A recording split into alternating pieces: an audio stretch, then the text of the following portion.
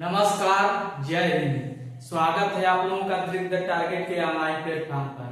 कैसे हैं आप लोग? आशा करता हूं स्वस्थ होंगे, मस्त होंगे। आपकी पढ़ाई लिखाई बिल्कुल शानदार तरीके से चल रही होगी। मित्रों, आजकल हम लोग वर्णमाला के विषय पर चर्चा कर रहे हैं। इससे पहले हम लोगों ने वर्णमाला, वर्ण के प्रकार और वर्णों की संख्या पर चर्चा कर चुके हैं। आज की क्लास में हम लोग स्वरों के विभाजन के बारे में जानेंगे। तो आइए स्टार्ट करते हैं आज की क्लास। हम बात करेंगे स्वरों का विभाजन। स्वरों का विभाजन। स्वरों का विभाजन। तो स्वरों का विभाजन कई प्रकार से किया जाता है। तो एक एक प्रकार को हम लिखते चलेंगे और उसके बारे में समझते चलेंगे। तो आइए पहले जान लेते हैं कि हम किन किन बातों पर आज चर्चा करने वाले हैं। तो सबसे पहले हम बात करेंगे उत्पत्ति के आधार पर स्वरों का विभाजन।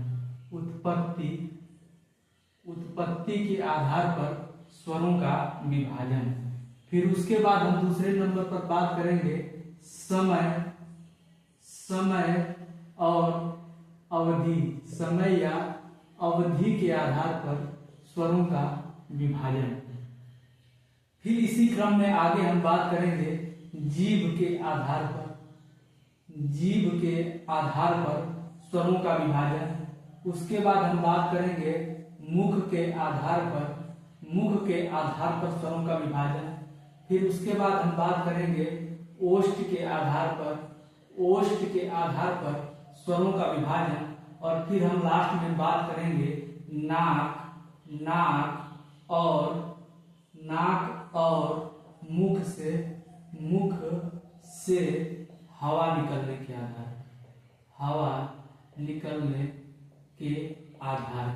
तो इन प्रकारों पर जो है कि हम स्वरों के विभाजन की बात करेंगे। सबसे पहले हम देखेंगे उत्पत्ति के आधार पर स्वरों को कैसे बांटा गया, फिर समय और अवधि के आधार पर, फिर जीभ के आधार पर, मुख के आधार पर, ओष्ठ के आधार पर और नाक अथवा मुंह से हवा निकलने के आधार पर। तो आइए सबसे पहले हम बात करते हैं कि उत्पत्ति के आधार पर स्वरों का विभाजन कैसे किया जाता है। तो हम लिखेंगे उत्पत्ति के आधार पर।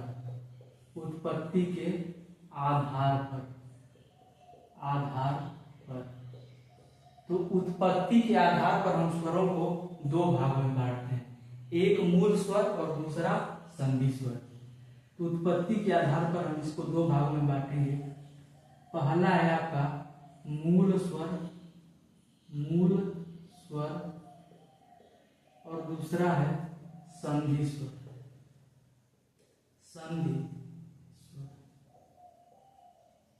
अब हम बात करते हैं मूल स्वर क्या।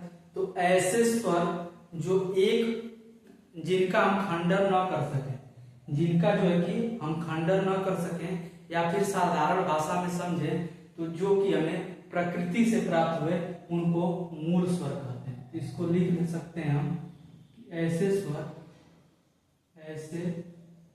स्वर जिनका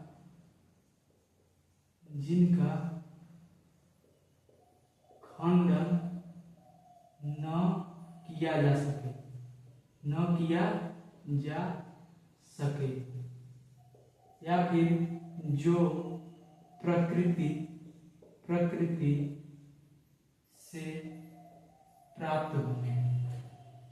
से प्राप्त हुए। साधारण भाषा में इसको ऐसे समझ सकते हैं कि जो प्रकृति से प्राप्त हुए। तो इनकी संख्या 4 है। कौन से? अ, छोटा ई, छोटा ऊ और री। तो ये 4 स्वर जो हैं मूल स्वर है। कौन से?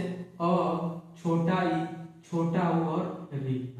तो यहाँ पर ध्यान रखेंगे कि 4 मूल स्वर हैं। अब हम बात करते हैं संधि स्वर की। तो संधि का मतलब होता है जुड़ाव। तो ऐसे स्वर जो दो स्वरों के जुड़ाव से या फिर जुटने से बने उनको हम लोग संधि स्वर कहते हैं। तो लिख लेंगे यहाँ पर ऐसे स्वर जो दो स्वरों के योग से बने हों, दो स्वरों के योग से बने हों, दो स्वरों के योग से बने हों, उनको हम लोग संधि स्वर कहते हैं। लेकिन इसमें भी दो प्रकार के स्वर हो जाते हैं, एक सजाती स्वर और दूसरा विजातीय स्वर। सजाती स्वर का मतलब क्या कि जो समान जाति से मिलकर बने, अर्थात जो समान स्वरों के योग से बने उसको सजाती, और विजातीय क्या, जो विषम जाति अर्थात विषम स्वरों के योग से बने उसको विजातीय स्वर कहेंगे। तो इसको हम लोग संधि स्वर को दो भागों में बांट देते हैं, एक सजातीय स्वर, सजातीय,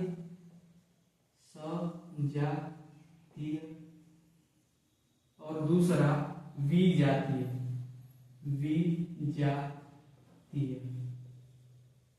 सजाती का मतलब क्या कि जो समान जाति, जाति का मतलब स्वर, समान स्वर से मिले, और विजाति जो विषम जाति मतलब कि स्वर से मिलकर बने उनको हम विजातीय स्वर कहते हैं। तो समान जाति से सजातीय स्वर को देखते हैं, जैसे जब अ में अ जुड़ता है तो यह आ बन जाता है। उसी प्रकार जब ई में ई जुड़ता है तो यह बड़ी ई बन जाता है, और जब ऊ में ऊ जुड़ता है तो यह बड़ा ऊ बन जाता है। तो यहाँ पर देखिए समान जाति जुड़ रही है, जब अ में अ जुड़ रहा है तो आ बन जा रहा है, ये दोनों समान जाति है। उसी प्रकार जब छोटी ई में छोटी जुड़ रहा है तो बड़ी ई बन जा रहा है, और जब छोटा ऊ में छोटा ऊ तो बड़ा ऊ, तो ये क्या हो गए, तीन समान मतलब सजाती स्वर हो गए। संधि स्वर के अंतर्गत ये सजाती स्वर हो गए। इन्हीं को हम लोग मूल दीर्घ स्वर के नाम से भी जानते हैं, मूल दीर्घ स्वर। ध्यान रखेंगे कि इन्हीं को हम लोग मूल दीर्घ स्वर के नाम से जानते हैं। अब बात करते हैं विजातीय, अर्थात जो विषम जाति अर्थात विषम स्वरों के योग से बने, जैसे जब अ में ई जुड़ता है तो यह ए बन जाता है। उसी प्रकार जब अ में ए जुड़ता है तो यह आय बन जाता है। अ में जब उ जुड़ता है तो यह ओ बन जाता है, और जब अ में ओ जुड़ता है ओ तो यह औ बन जाता है, तो ये हो गए विषम जाति। देखिए विषम स्वर है, अ में ई जुड़ रहा है, ये दूसरे जाति का और ये दूसरे जाति का, और यहाँ पर एक नया स्वर बना दे रहे हैं। इनकी संख्या कितनी हो गई, 4। तो विजाति में ए ओ और औ, तो इनकी संख्या 4 हो गई। अगर संधि स्वर की बात करें तो 4 और 3 7। तो यहाँ पर हम ध्यान देंगे कि मूल स्वरों की संख्या 4 होती है, जो है अ, ई, उ और री। संधि स्वर हम पढ़े, संधि स्वर में जो है कि दो स्वरों का योग हो रहा था, ये दो भागों में बांटा गया, सजातीय और विजातीय। सजातीय में आपका आ, ई और उ आया, और विजातीय में ए, ओ और औ आया। तो ये हम लोग देख लिए उत्पत्ति के आधार पर स्वरों का विभाजन। अब हम बात करते हैं समय और अवधि के आधार पर, समय और अवधि के आधार पर स्वरों का विभाजन। तो आइए इसको भी देख लेते हैं। समय और अवधि, समय कहिए या फिर उसको अवधि कहिए, तो इन दोनों प्रकारों से हम लोग चर्चा कर लेते हैं।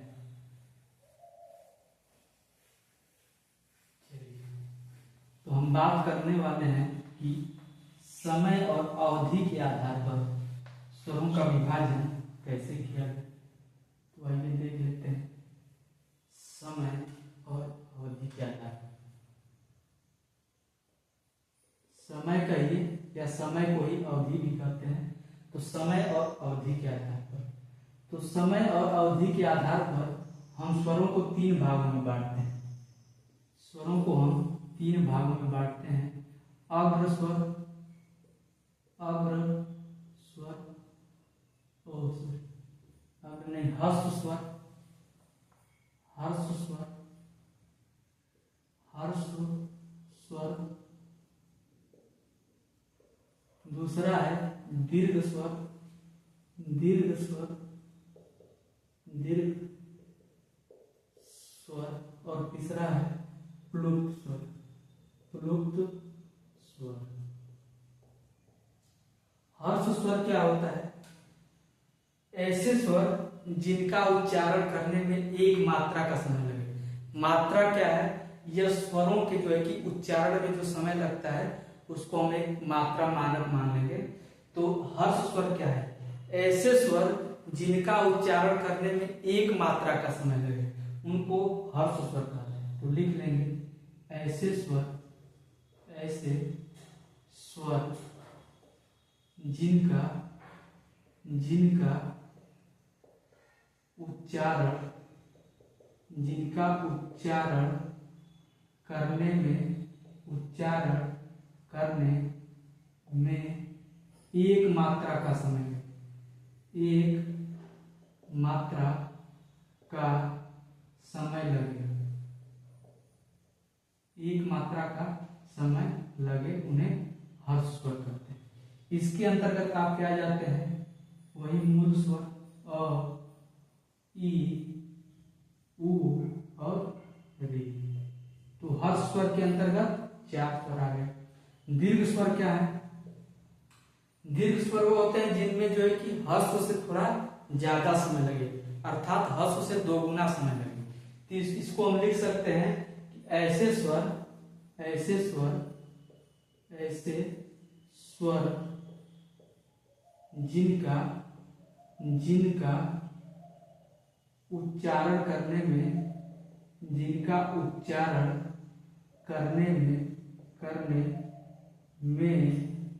2 मात्रा का समय लगे, 2 मात्रा का समय लगे, उनको हम लोग क्या कहेंगे? दीर्घ स्वर। इनकी संख्या कितनी होती है? तो ये यहाँ से जो शेष बचे सभी यहाँ पर आ जाएंगे। तो अ यहाँ पर हो गया तो यहाँ पर आ जाएंगे। छोटी हो गई तो बड़ी, छोटा हो गया तो बड़ा, फिर ए, ओ और औ। तो ये हो गए आपके दीर्घ स्वर। इनका उच्चारण करने में इनसे थोड़ा ज्यादा समय लगेगा। तो इनकी संख्या कितनी हो गई? 1 2 3 4 5 6 7। दीर्घ स्वरों की संख्या कितनी होती है? 7। ह्रस्व स्वरों की संख्या कितनी होती है? 4। अब हम बात करते हैं प्लुप्त स्वर। तो ऐसे स्वर जिनका उच्चारण करने के लिए ह्रस्व और दीर्घ स्वर से भी ज्यादा समय लगेगा उनको हम लोग प्लुप्त स्वर कहते हैं। अर्थात ऐसे स्वर जिनका उच्चारण करने में 2 मात्रा से भी अधिक का समय लगेगा। तो यहाँ पर लिख सकते हैं ऐसे स्वर जिनका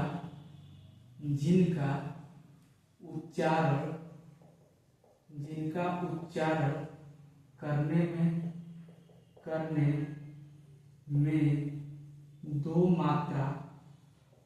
2 मात्रा से अधिक का समय लगे, 2 मात्रा से अधिक का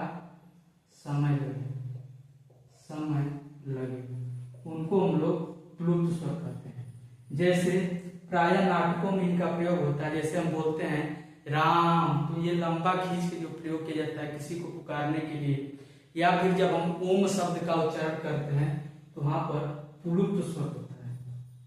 जैसे राम लंबा उच्चारण करने के लिए, ओम का लंबा उच्चारण करने के लिए, तो ये जो है कि प्लुप्त स्वर हो। तो समय के आधार पर हम स्वरों का विभाजन देख लिए, ह्रस्व स्वर, दीर्घ स्वर और प्लुप्त स्वर। ह्रस्व स्वर के अंतर्गत 4 आते हैं, अ, छोटा ई, छोटा हुआ, री। दीर्घ स्वर के अंतर्गत 7 आपके स्वर आते हैं, जिसमें आता है आ, बड़ी, बड़ा उ, ए, ओ और औ। और प्लुप्त स्वर ऐसे होते हैं जिनका किसी को पुकारने के लिए या फिर लंबा उच्चारण करने के लिए स्वरों का प्रयोग होता है। तो ये देख लिए हम लोग समय के आधार पर। अब बात करते हैं जीभ के आधार पर स्वरों का विभाजन। अब हम बात करने वाले हैं जीभ के आधार पर स्वरों का विभाजन। तो आइए देख लेते हैं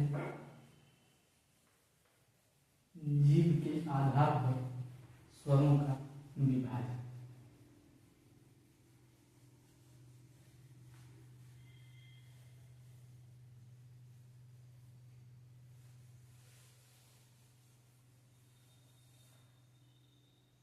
जीभ के आधार पर, जीभ के आधार पर, तो जीभ के आधार पर हम जो है कि 3 भागों में बांटते हैं इसको। एक होता है अग्रस्वर, अग्रस्वर, अग्रस्वर। दूसरा होता है मध्य स्वर, मध्य स्वर। और तीसरा होता है पश्च स्वर, पश्च स्वर। अग्रस्वर क्या? जैसे मान लीजिए कि जीभ है हमारा, तो जिन स्वरों का उच्चारण करने में जीभ के अगले भाग का प्रयोग करें उसको अग्रस्वर कहेंगे। जिन स्वरों का उच्चारण करने में जीभ के मध्य वाले भाग का प्रयोग करें उसको मध्य स्वर कहेंगे।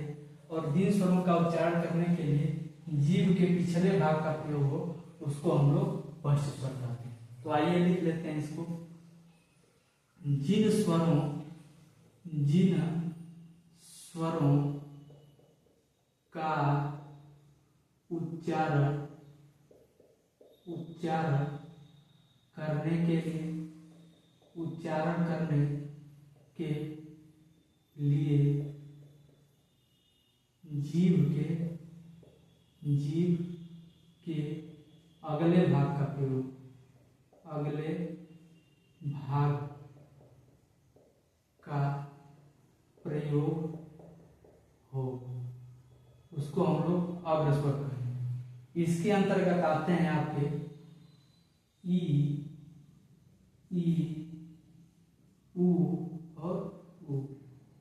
नहीं, ई और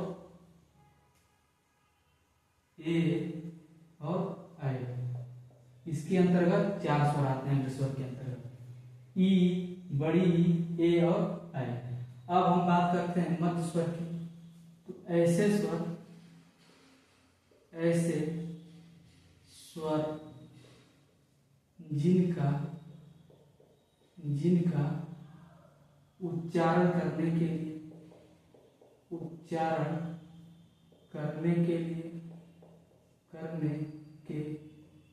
लिए जीभ के मध्य भाग का प्रयोग, जीभ के मध्य भाग का प्रयोग हो। इसमें आ जाता है सिर्फ आपका एक स्वर अ, मध्य स्वर में आ जाएगा अ। अब हम बात करते हैं पश्च स्वर की। तो ऐसे स्वर जिनका उच्चारण करने के लिए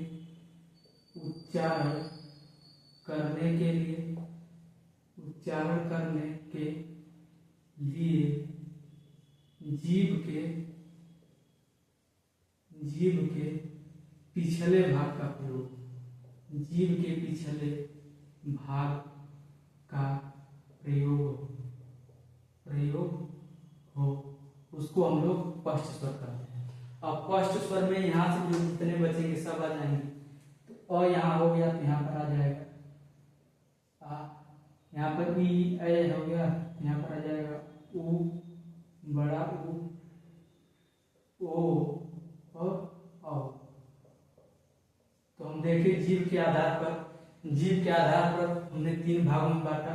अग्र स्वर, मध्य स्वर और पश्च स्वर।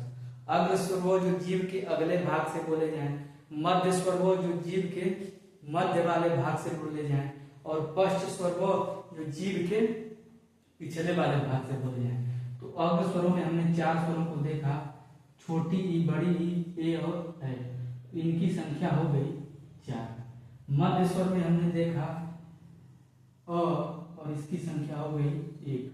पश्च स्वर में आपका आ जाता है आ, उ, ओ और औ। इनकी संख्या हो गई 5। तो पश्च स्वरों के अंतर्गत हमने 5 स्वरों को देखा। तो ये हो गए जीभ के आधार पर। अब हम बात करेंगे मुख के आधार पर स्वरों के विभाजन की। अब बात करेंगे मुख के आधार पर स्वरों का विभाजन कैसे होता है। तो आइए इसको भी देख लेते हैं। मुख के आधार पर स्वरों का विभाजन।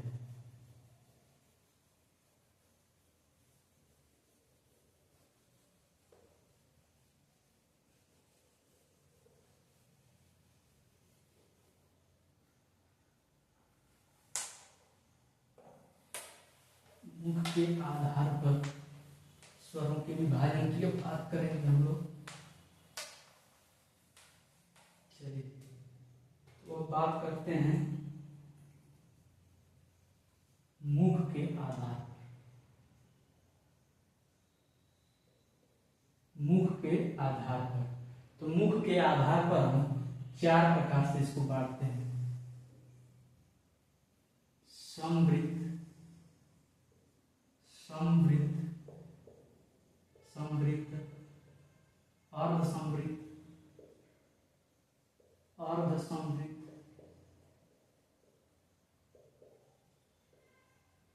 विवृत्त, विवृत्त,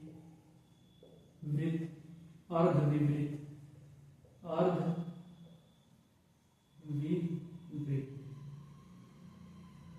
तो मुख के आधार पर 4 भागों में बांटेंगे, समवृत्त, अर्धसमवृत्त, विवृत्त और अर्धविवृत्त। समवृत्त क्या होता है?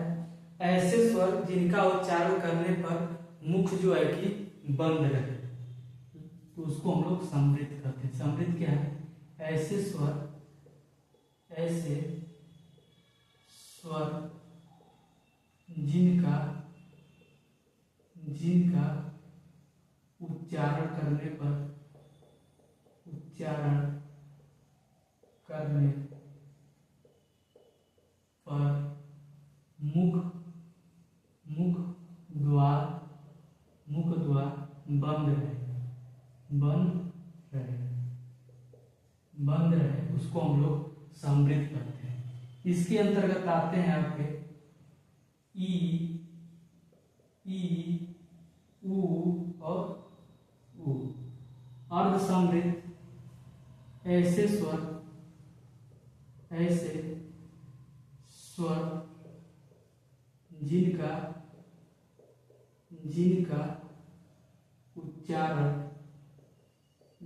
उच्चारण करने पर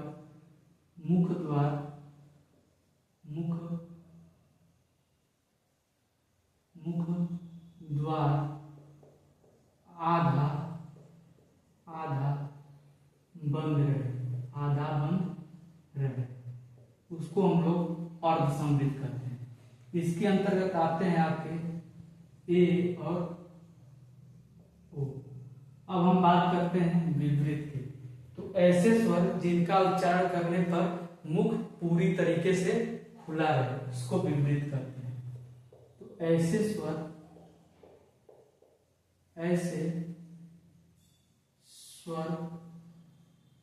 जिनका उच्चारण करने पर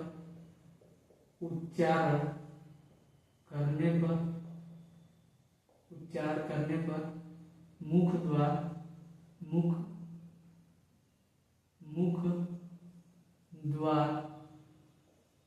खुला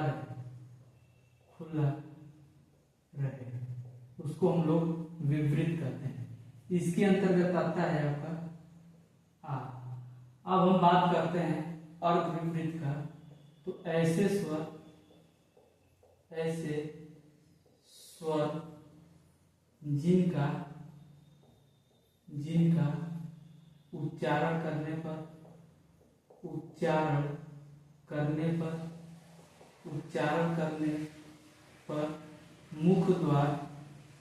मुख द्वार आधा आधा खुला रहे। तो ये हो जाएंगे अर्धविपरीत। अर्धविपरीत में क्या आएंगे, आपका अ आ जाएगा, जो यहाँ से बचेगा, आ यहाँ पर हो गया। उसके बाद आपका आ जाएगा अय तथा औ, अय तथा औ। तो ये हो गए मुख के आधार पर 4 4 2 6 7 7 3 10। तो ये हो गए मुख के आधार पर। मुख के आधार पर हमने 4 प्रकार के स्वरों की बात की। एक पहले हमने बात किया समवृत्त। तो ऐसे स्वर जो है कि जिनका उच्चारण करने पर मुख द्वार बंद रहता है। तो इसके अंतर्गत 4 स्वर आ जाते हैं, छोटी, बड़ी, छोटा ऊ और बड़ा ऊ। अर्ध समवृत्त के बारे में हम लोगों ने पढ़ा कि ऐसा स्वर जिनका उच्चारण करने पर जो है कि मुख द्वार आधा बंद रहता है, उसको अर्ध समवृत्त कहते हैं। और इसके अंतर्गत 2 स्वर आ जाते हैं, ए और ओ। उसके बाद हम लोग बात किए विपरीत के बारे में। तो ऐसा स्वर जिनका उच्चारण करने पर मुख द्वार पूरा खुला है, उसको हम लोग विपरीत कहते हैं। और इसके अंतर्गत एक स्वर आता है आ, और उसके बाद हम लोगों ने देखा अर्धविपरीत। तो ऐसे स्वर जिनका उच्चारण करने पर मुख द्वार आधा खुला रहता है, उनको अर्धविपरीत कहते हैं। इनके अंतर्गत 3 स्वर आते हैं, ए, ऐ और औ। तो ये देखें हम लोग मुख के आधार पर स्वरों का विभाजन। अब बात करेंगे ओष्ठ के आधार पर स्वरों का विभाजन। तो आइए देखते हैं ओष्ठ के आधार पर स्वरों का विभाजन।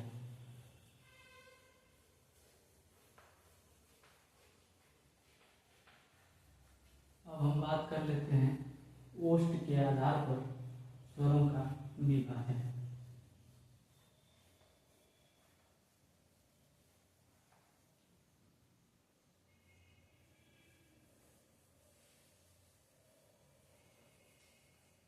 ओष्ठ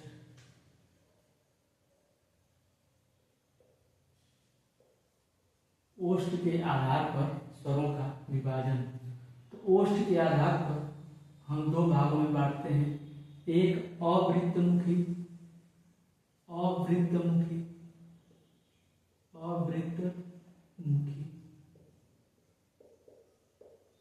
और दूसरा वृत्तमुखी।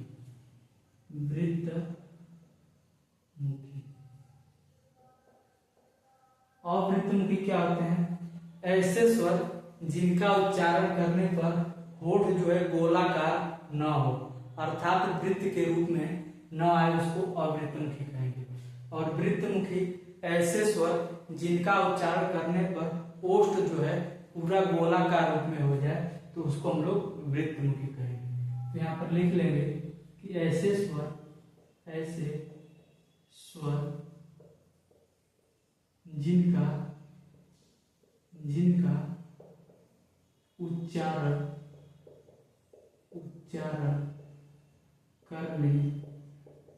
उच्चारण करने पर ओष्ठ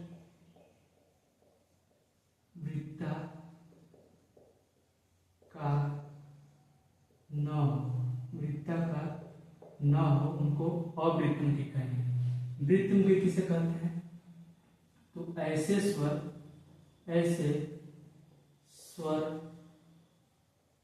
जिनका उच्चारण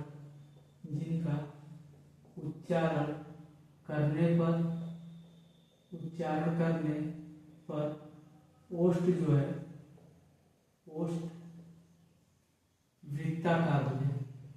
वृत्ताकार हो जाए, उसको हम लोग वृत्तमुखी कहेंगे। तो अवृत्तमुखी के अंतर्गत आपके आते हैं ई, अ, आ, उसके बाद छोटी, बड़ी ई, ए और ऐ। तो ये स्वर आ गए अवृत्तमुखी के अंतर्गत। वृत्तमुखी के अंतर्गत आते हैं ओ, अ, उ और ओ।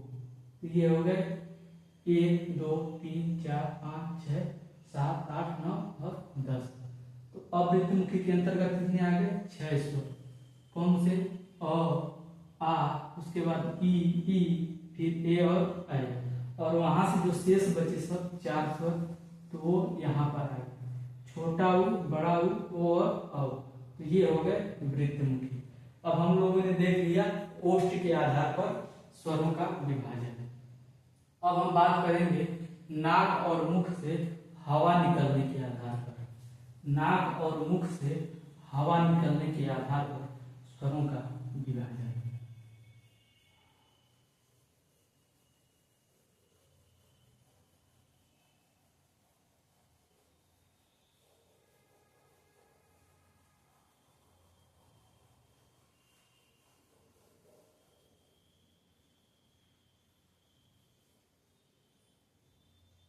नाक अथवा मुख से हवा निकलने के आधार।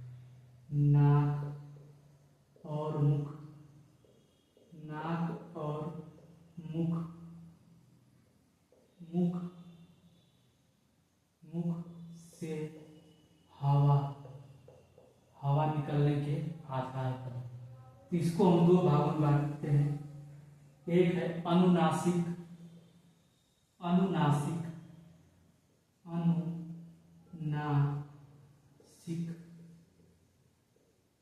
और दूसरा है निर्नुनासिक, निर्नुनासिक। अनुनासिक स्वर क्या होते हैं? ऐसे स्वर जिनका उच्चारण करने पर मुख और नाक दोनों से हवा निकले, उसको अनुनासिक स्वर कहते हैं। और निर्नुनासिक स्वर ऐसे स्वर जिनका उच्चारण करने पर हवा सिर्फ मुख से निकले, उसको हम लोग निर्नुनासिक कहते हैं। तो आइए लिख लेते हैं, ऐसे स्वर, ऐसे स्वर जिनका उच्चारण करने पर, जिनका उच्चारण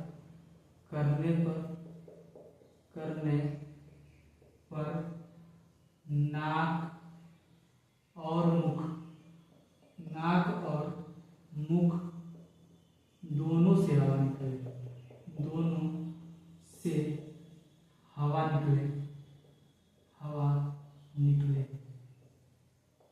उसको हम लोग अनुनासिक कहते हैं। जैसे बोलते हैं नाक में और मुख दोनों की सहायता से आ, ये क्या हो गया? अनुनासिक। और निर्नुनासिक क्या है? तो ऐसे स्वर, ऐसे स्वर जिनका